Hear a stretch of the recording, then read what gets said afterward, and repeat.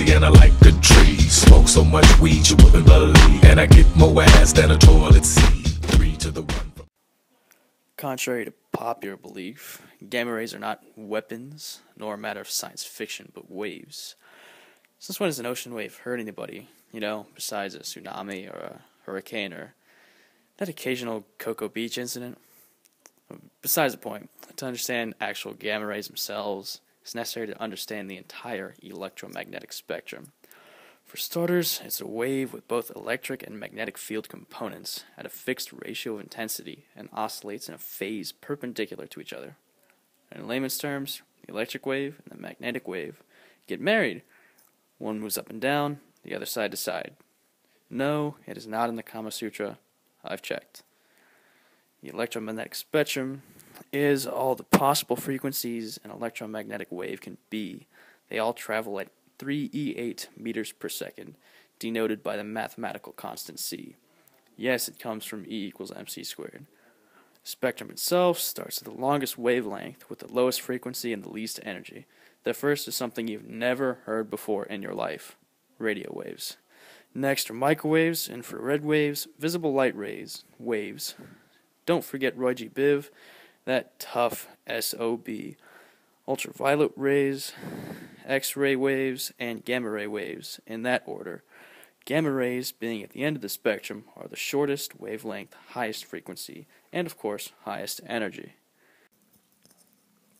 For the hard of hearing, gamma rays are the shortest wavelength, highest frequency, and highest energy.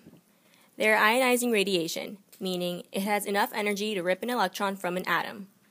They have traditionally been produced by the decay of radioactive atoms like uranium. Energies can vary widely, as decay from atoms can produce a few hundred kiloelectron volts to 10 megaelectron volts.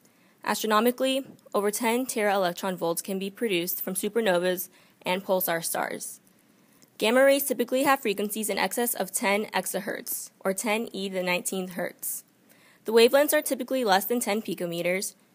For some perspective, that is smaller than the diameter of an atom, which is why gamma rays are so dangerous. Natural sources of gamma rays on Earth are lightning strikes and other radioisotopes that are unstable, such as potassium-40. Natural sources in space are supernovas and pulsar stars in space. Artificial sources include nuclear fission and fusion reactions done on Earth to produce energy.